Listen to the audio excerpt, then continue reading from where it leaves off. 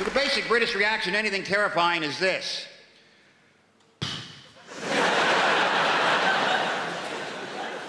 How much is this going to cost?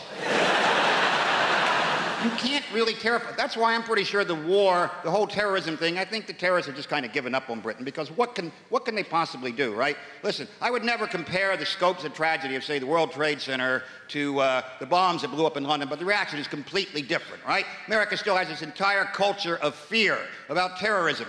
It's basically manifests itself by terror alerts being scrolled across the bottom of the TV screen by color. No explanation whatsoever.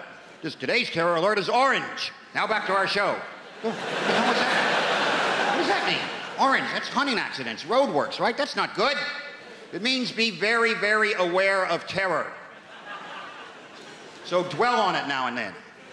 Whereas in Britain, they blow up the buses in London. Next day, people are back at the bus stop waiting for the bus, right? And complaining about it because they're Brits. Bus is late. I mean, it's late. The one yesterday blew up. Yeah, well, that was yesterday. Today's today. I live in the present and the bus is late. That's why when you watch a Brit snap, right, you got to get really close to them.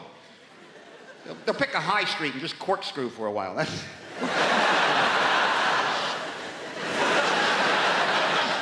Not even knowing what direction to... What direction is corkscrew anyway? This is bullshit. And then you get too close and then you get sucked into the vortex, right? Are you okay?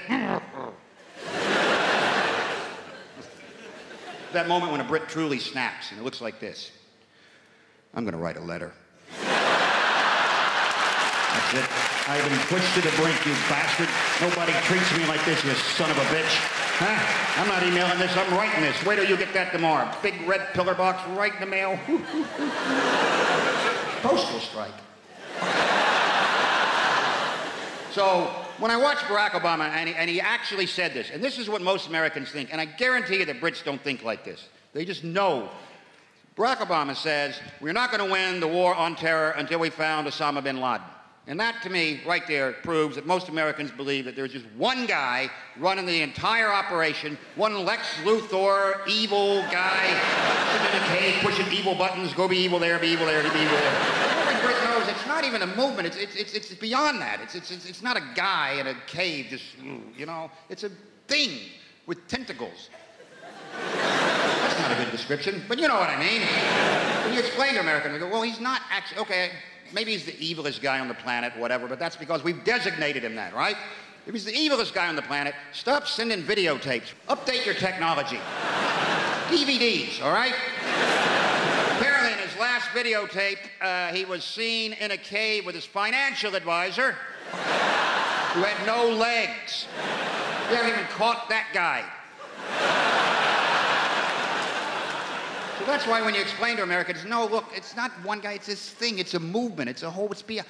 No, he's the guy. We got to get Osama. We got to get Osama. That one. And you have to explain, look, he's the face of terror. He's a franchise. He's a brand. He's a brand. What do you mean?